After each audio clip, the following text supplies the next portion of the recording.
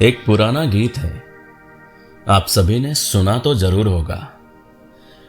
प्यार दीवाना होता है, मस्ताना होता है, हर खुशी से हर गम से बेगाना होता है।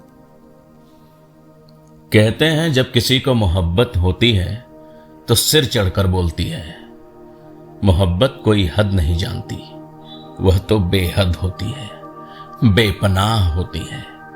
मोहब्बत पागल भी होती है, इतनी पागल कि इश्क का परवाना कुछ भी कर गुजरने को हमेशा तैयार होता है।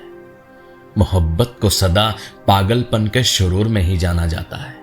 समझदारों की महफिल में मोहब्बत बेगैरत हो जाती है, बेगाना बन जाती है। ओशो ने कहा है, दुनिया में कितने पागल तुमने देखे होंगे जिनके भीतर प्रेम नहीं होगा, लेकिन दुनिया में एक भी ऐसा प्रेमी नहीं देखा होगा जिसके भीतर पागलपन ना हो। पागलपन बिना प्रेम के हो सकता है, मगर प्रेम बिना पागलपन के नहीं हो सकता। दुनिया में एक बड़ी प्रसिद्ध कहावत चलती है, प्रेम अंधा होता है। लेकिन आश्चर्य की बात है कि इस बात को दुनिया के कभी किसी प्रेमी ने खुद नहीं कहा। प्रेम को अंधा कहने वाले वही लोग होते हैं जिन्होंने प्रेम को न तो कभी देखा, न तो कभी जाना और न ही कभी जिया। ऐसे लोगों की बातों का क्या मोल, जो समझते कुछ हैं, जीते कुछ हैं और कहते कुछ और ही हैं। चारों ओर मानो जैसे कि हर चीज बेगैरत सी हो गई है। गैर प्रेमी प्रेम पर वाचन कर रहा है, मतांधी धर्म का पाठ पढ़ा रहा है और महत्वाकांक्षी दुनिया की बागडोर संभाल रहा है। प्रेम को अंधा कहने वालों ने यह कभी नहीं सोचा कि प्रेम अंधा होता है मगर दिमाग की नजर से, और उन्होंने कभी ख्याल नहीं किया कि दिमाग भी अंधा होता है प्रेम की नजर से। जीवन में जहां खड़े हो वहीं से वहीं की चीजें देखनी होती हैं। कहीं और से कहीं और को देखने पर सच्चाई की कोई पक्की खबर नहीं मिलती, मिल नहीं सकती। प्रेम की खबर प्रेम के गलियारों में ही मिलती है। इश्क अपनी उड़ान प्रेम के आकाश में ही भरता है और मोहब्बत की दुनिया अपनी प्यास प्रेम की झील में ही बुझाती है। प्रेम में सब मिट जाता है। प्रेम दो के मध्य एक अपूर्व घटना है, घटता दो के बीच है मगर देता है बस एक की अनुभूति। इश्क की गलियों का एक तारा जब बजता है, झूम के बारिश होती है, पैर फिसल तब जाता है। मोहब्बत तब अपने पंख लगती है पसारने, प्यार की निगाह में बस तू ही तू नजर आता है। प्रेम इस सृष्टि का वह तत्व है जिसके बगैर ये कायनात एक कदम भी आगे नहीं बढ़ सकती। आकाश मंडल हो कि हमारी पृथ्वी, पेड़ पौधे हों कि सारे पशु पक्षी, इस ब्रह्मांड का एक एक कण प्रेम के तंतु से बना है। प्रेम का सेतु जरा सा डगमग हुआ कि सारा तंत्र बिगड़ने लगता है, बिखरने लगता है। जरा सा फर्क प्रेम का और जीवन की गति अवरुद्ध होने लगती है। प्रेम ही सब कुछ को जोड़ता है। प्रेम है तो सब कुछ है, प्रेम नहीं तो कुछ भी नहीं। इतिहास के पन्नों में, पुराने किस्से कहानियों में, इश्क के गलियारों में न जाने कितने नाम गुमनाम हैं, मगर फिर भी कौन है जो लैला मजनू, हीर रांझा, शेरी फरार, रोमियो जूलियट की प्रेम कहानियों से अनजान है। साहित्य में अज इंदु का किरदार हो कि फिल्मों में वीर ज़हरा और लाची शांतनु का। कौन है जो अपने जीवन के किसी न किसी पड़ाव पर अपने आप को इन किरदारों के रूप में देखता न हो। कौन है जिसके जीवन में प्रेम का इंद्रधनुष अपना रंग बिखेरता न हो। शायद कोई भी नहीं। प्रेम कभी न कभी सबके दरवाजे पर एक बार दस्तक जरूर देता है। जीवन जब भी जाना गया, जीकर ही जाना गया। जीवन को जीना, जीकर उसे जानना और जानकर उसे जनवाना, ये तीनों बड़ी भिन्न भिन्न आयामों की बातें हैं जो जीवन को एहसास करने से ही जेहन में प्रवेश कर पाती हैं। कुछ लोग जीवन तो जी लेते हैं मगर जान नहीं पाते। ऐसे लोग जीवन के आनंद को स्वयं तो उपलब्ध कर लेते हैं, मगर उस आनंद को किसी और के लिए सुलभ नहीं बना पाते। कुछ दूसरे लोग जीवन को जीते हैं, जान भी लेते हैं और जीवन की जो खुशबू महसूस करते हैं उसे चारों ओर फैलाने का काम भी करते हैं, मगर फैला नहीं पाते, क्योंकि जीवन को जानना और जीना उसे जनवाने की क्षमता से एक भिन्न बात होती है। और जनवाने की कला जिनके पास होती है, ये वे ही लोग होते हैं जिनसे जन्म लेता है एक कालजयी साहित्य। साहित्य ऐसे शब्दों का संसार होता है जिन्हें एक भिन्न आयाम में संवेदनशील लोगों की कौशल कला ही जिंदा कर पाती है। और यह साहित्य उन्हीं को प्रतिसंवेदित कर पाता है जो उन शब्दों के गगनचुंबी ऊंचाई और सागर सरीखे गहराई को छू पाने की क्षमता रखते हैं। सच्चे साहित्य के पृष्ठ पर शब्द और भाव में अंतर खो जाता है। शब्द भाव का शरीर बन जाता है और भाव शब्द की आत्मा। मनुष्य की चेतना इतनी ऊंचाई जब लेने को तैयार होती है, तब जाकर ही साहित्य का दर्पण किसी को उसका वास्तविक रूप प्रतिबिंबित करा पाता है। कविता, कहानी, फिल्म, नाटक, हर विधा में लोग जिसे महसूस करते हैं उसे दुनियाई अंदाज में प्रस्तुत करने के लिए लोगों को बहुत रियाज करना पड़ता है। जो शब्दों में आता नहीं उसे वहां तक लाने में पूरा जीवन लगाना पड़ता है। फिल्मों में किरदारों को जिंदा करने के लिए कितने अभिनेता महीनों महीनों उस दशा में रहते हैं ताकि उस किरदार को जीवित कर सकें। ऐसे लेखक होते हैं जो कहानियों को जीवंत करने के लिए न जाने कितने दिनों तक अज्ञातवास में खो जाते हैं, मगर फिर जिस कृति को वो जन्म देते हैं वह काल चक्र पर उनके अस्तित्व को कभी खोने नहीं देती, सदा के लिए उन्हें अमर बना जाती है। ऐसा साहित्य प्रसव पीड़ा के बाद ही जाकर पैदा होता है और बिना इससे गुजरे एक अनूठी कृति के जन्म लेने की कल्पना कभी नहीं की जा सकती। भावों को शब्दों तक लाने की क्षमता एक बहुत ही विलक्षण प्रतिभा का प्रतीक है और कभी कभी ही जाकर किसी लेखक में यह उस हद तक विकसित हो पाती है जब उसके शब्द भाव बनकर सीधे प्रवेश पाने की क्षमता को उपलब्ध कर जाते हैं। क्या कभी आपने किसी ऐसे लेखक के बारे में सुना है जो एक कहानी को लिखते लिखते कहानी के किरदारों में इतना डूब जाता है कि वह खुद बीमार पड़ जाता है? और वह बीमार भी इस तरह नहीं पड़ता कि सिर्फ थोड़े ही दिनों में ठीक हो गया हो। वह बीमार इस तरह हो जाता है कि उसे सामान्य होने में 2 साल से ज्यादा का वक्त गुजर जाता है। उसका सारा समय अस्पताल का चक्कर काटने में निकल जाता है। उसकी पढ़ाई छूट जाती है, उसकी संवेदनाएं रूठ जाती हैं और उसकी मन स्थिति का एक एक तार टूटकर बिखर जाता है। क्या आपने किसी ऐसे लेखक को देखा जो सिर्फ एक कहानी लिखकर संतृप्त हो गया हो, इतना संतृप्त कि दूसरी व्यथा की कथा की जरूरत ही मिट गई हो? क्या आपने कभी किसी ऐसे लेखक को देखा जो अपनी कहानी को खुद ही पढ़कर तृप्त हो गया हो और जिसे इस बात की कोई परवाह नहीं कि उसके द्वारा लिखी कहानी दुनिया तक कभी पहुंच पाएगी कि नहीं?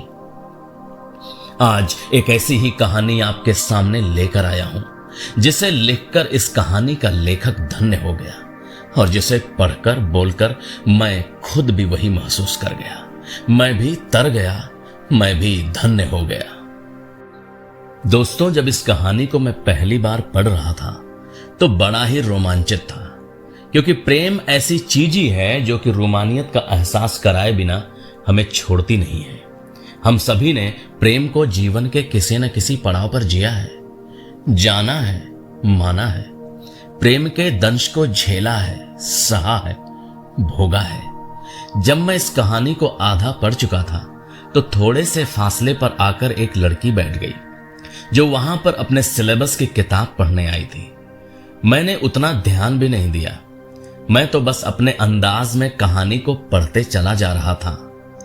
मेरे कहानी पढ़ने के दौरान वो अपनी किताब में पूरी तरह मशगूल होने की कोशिश में लगी हुई थी, मगर मेरा कहानी पढ़ने का अंदाज़े बयां उसके कानों में कहानी की पटकथा को बार बार प्रतिध्वनित किए चला जा रहा था। वो इस कहानी को सुन तो नहीं रही थी मगर अनसुना भी नहीं कर पा रही थी। यह कहानी जिस तरीके से आगे बढ़ती है कि कहानी के अंतिम छोर तक पहुंचते पहुंचते मेरा गला रुद्ध हो जाता है। आंसुओं की धार से पृष्ठ पर अंकित सारे शब्द आंखों से ओझल हो जाते हैं। शब्द मेरे मुख से बहुत ही कठिनाई से बाहर आते हैं। कहानी के अंतिम शब्द तक मेरी जुबान पूरी तरह अवरुद्ध हो जाती है। मन पूरी तरह स्तब्ध और अवाक रह जाता है और एक कचोटने वाली शांति सन्नाटे की तरह छा जाती है। और अचानक फिर मुझे एहसास हुआ कि लगभग पिछले 40 मिनट से उस लड़की के आंसू थमने का नाम नहीं ले रहे थे। कहानी खत्म होने पर मैंने उससे पूछा, कैसी लगी कहानी शिखा? उसने अपने आंसुओं को पोंछकर सिसकते हुए जवाब दिया, बस पूछिए मत, आपके दोस्त ने तो बस मार ही डाला। आगे उसने पूछा, कब आएगी यह कहानी आपके चैनल सब्यसाची पर? मैंने कहा, जल्द ही। आज उसी कहानी को लेकर आपके सामने उपस्थित हूं, जिसमें प्रेम को बखूबी गुथा गया है, भावनाओं को अल्फाजों में बड़ी संजीदगी से पिरोया गया है। यह दो प्रेमी युगल की कहानी है, कृष्णा और मेघना, और कहानी का शीर्षक है प्रेम योगिनी। आज इस कहानी को सुनने और समझने के बाद प्रेमी जोड़ों के अमर किरदारों में कृष्णा और मेघना का नाम शुमार हो जाएगा। इस अमर प्रेम कथा पर अपनी जीवन चेतना को सर्वस्व न्यौछावर कर देने का काम किया है चंदौली जिले के जीवधीपुर ग्राम के निवासी ओशो सन्यासी स्वामी प्रेम मूर्ति के बगिया के फूल ने, जिसने अपनी सृजन कला को बनारस हिंदू यूनिवर्सिटी के प्रांगण में तराशा और एक ऐसी कहानी को जन्म दिया जो प्रेम के एक अन्यत्र शिखर को स्पर्श करती है। उस अनूठे चितवन का नाम है राजनेता यादव, जिन्हें प्यार से लोग कविराज यदुवंशी कहकर बुलाते हैं। कविराज के भीतर कविता और शायरी लिखने का एक नैसर्गिक गुण विद्यमान है, जो उन्हें एक विशिष्ट कोटि प्रदान करता है। कविराज का जीवन गांव की मिट्टी की ही तरह सरल और शांत है। उनके स्वभाव में सहजता, सजगता और समरसता सदा निवास करती है। कविराज का हृदय बड़ा ही कोमल है और विनम्रता उनका आभूषण है। बोल में वे बड़े ही मृदुभाषी हैं और विचारों में बहुत ही परिपक्व। कविता पर राज करने वाले मित्र कविराज की इस मर्म स्पर्शी कहानी के लिए मैं अपनी स्वरचित कुछ पंक्तियां समर्पित करता हूं।